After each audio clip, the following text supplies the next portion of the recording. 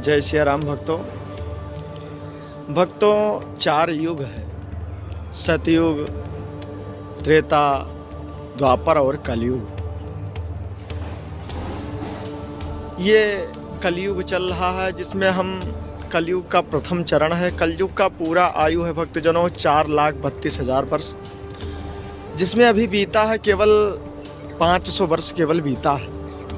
भक्तजनों, हम कलयुग के बारे में आपको क्या बताएं। कलयुग का प्रथम चरण मतलब कलयुग का जो आयु है वो 4,32,000 वर्ष है। और 4,32,000 वर्ष में प्रथम चरण मतलब 1,08,000 का एक चरण होता है। जो पहला चरण चल रहा है जिसमें बीता है केवल 500 वर्ष।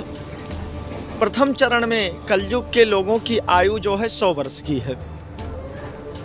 और जैसे दूसरा चरण लगेगा कलयुग का, वैसे कलयुग की आयु हो जाएगा 50 वर्ष। कलयुग का जैसे तीसरा चरण लगेगा वैसे कलयुग के मनुष्यों की आयु हो जाएगी 25 वर्ष।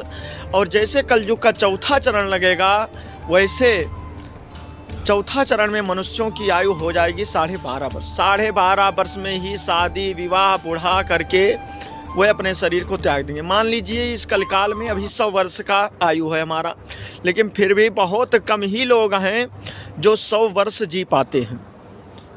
अन्यथा हम यही देखते हैं कि 60, 70, 75 इसी में अपना शरीर त्याग देते हैं। तो भक्तजनों, ये कलयुग जैसे जैसे बढ़ता जाएगा ये हमारे आयु को भी क्षीण करता चला जाएगा।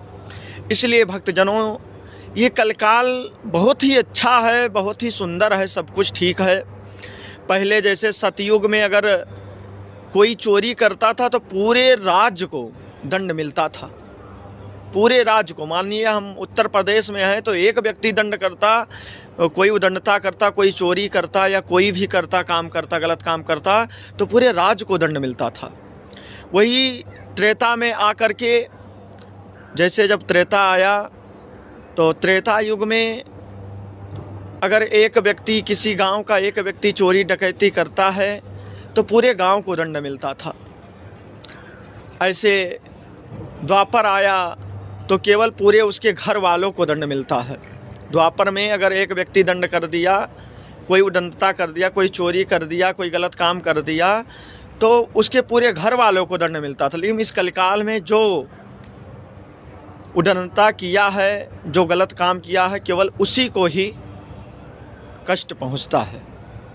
इसलिए भक्तजनों, कलकाल में भगवान का नाम लेना